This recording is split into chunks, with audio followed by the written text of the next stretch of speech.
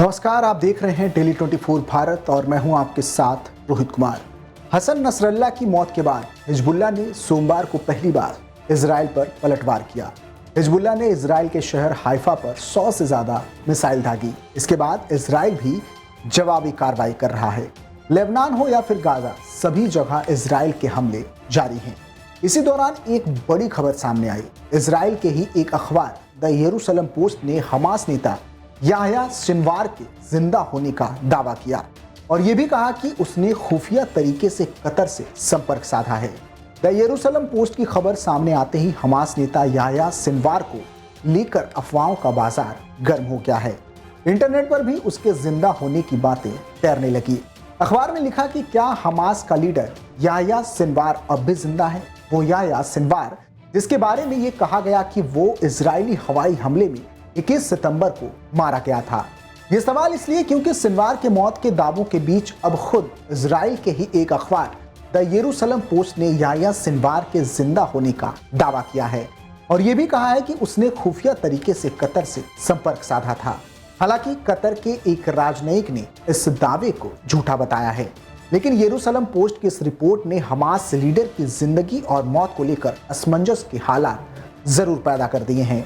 Israel ने इसी साल ईरान में किए गए एक धमाके में हमास लीडर इस्माइल हानिया को मार गिराया था। इसके बाद याह्या सिनवार को हमास की कमान सौंपी गई थी, लेकिन इसके कुछ दिनों के बाद ही खुद इजरायली फोर्स ने सिनवार को भी मार गिराने का दावा किया। लेकिन सिनवार के जिंदा और मुर्दा होने को लेकर सवाल बने रहे। 1962 में जन्मे सिनवार हमास के शुरुआती सदस्यों में से एक था। हमास का गठन 1987 में हुआ। सिनवार ने हमास की सुरक्षा शाखा का नेतृत्व किया, जिसने संगठन से इजरायली जासूसों को बाहर निकालने का काम किया। उसे 1980 के दशक के अंत में इजराइल ने गिरफ्तार कर लिया था और सिनवार ने 12 संदिग्ध सहयोगियों की हत्या करने की बात स्वीकार की थी, जिसके कारण उसे खान यूनिस का कसाई कहा जाने लगा। आखिरकार सिनवार को उसके अपराधों के लिए 4 आजीवन कारावास की सजा भी सुनाई गई, जिसमें 2 इजरायली कर्मियों की हत्या भी शामिल थी।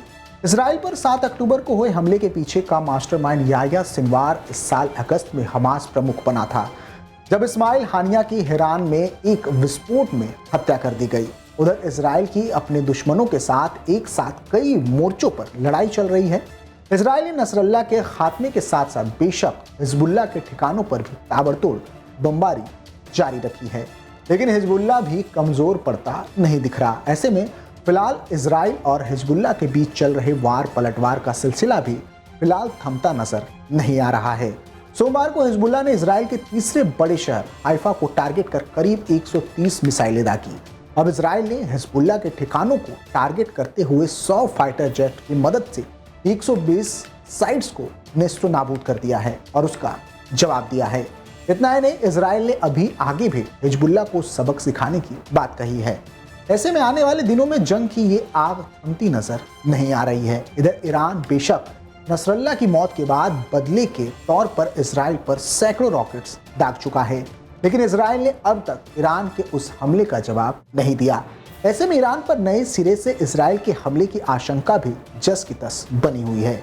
इजराइल डिफेंस फोर्स यानी कि IDAF ने उत्तरी इजराइल में एक नया क्लोज्ड मिलिट्री जोन बनाने का ऐलान किया है, जो भूमध्य सागर से पूरब की ओर फैला हुआ है। इस खास रिपोर्ट में फिलहाल के लिए इतना ही। आप देखते रहिए डेली 24 भारत। नमस्कार।